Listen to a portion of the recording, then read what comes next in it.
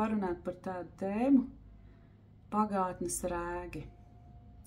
Mēs pilnīgi katrs zinām, ko nozīmē pagātnes rēgi. Mēs katrs esam piedzīvojuši kādu kaunpilnu momentu, kuru joprojām atceroties vienkārši šarmuļi skrien. Ko tas nozīmē? Tas nozīmē, tieši tev paliek slikti pat no tā atceroties. It kā tas būtu dzīvs, kā bijis tikko vakar. Tas nekas, ka citi cilvēki par to nedomā, tas nekas, ka citi cilvēki to ir aizmirsuši, tas nekas, ka citi cilvēki pat neatcerās, kā tevi sauc visbiežāk. Bet jā, tu tur 5 gados piekakāji bikses pie veikala vai autobusā vai, nezinu, kāds redzēja pliku dibenu čurājam kaut kādos krūmos, vēl kaut kas. Stiep šo kaunu līdzi, tā kā tādās ragaviņās. Es tev varu pateikt noslēpumu, tu vari atbrīvoties no šī kauna, tu viņu vari atstāt un tu vari dzīvot normālu, mierpilnu dzīvi un izpausties un darīt lietas, kas tev jādara.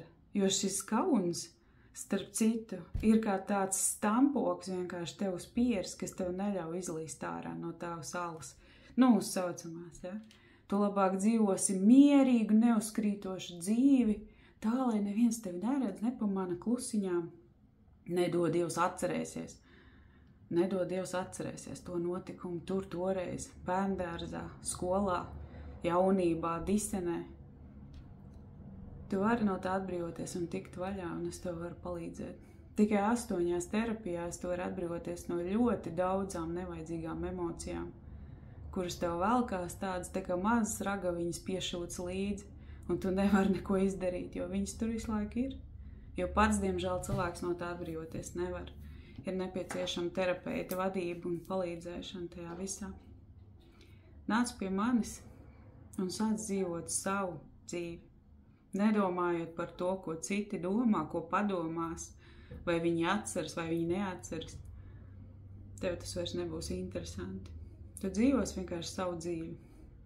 Ja tev uzrunāja šis video, nāc pie manis uz izaugsmesterapija.com, piesakies uz bezmaksas konsultāciju, un es tev parādīšu, kur tad ir tā īstā, vienīgā, vissmagākā emocija, kas peld pa virsu, un dažu brīdi liek pat dzert antidepresantus, jo trauksme ir tik liela, kad vairs nav iespējams ne gulēt, ne dzīvot, ne strādāt.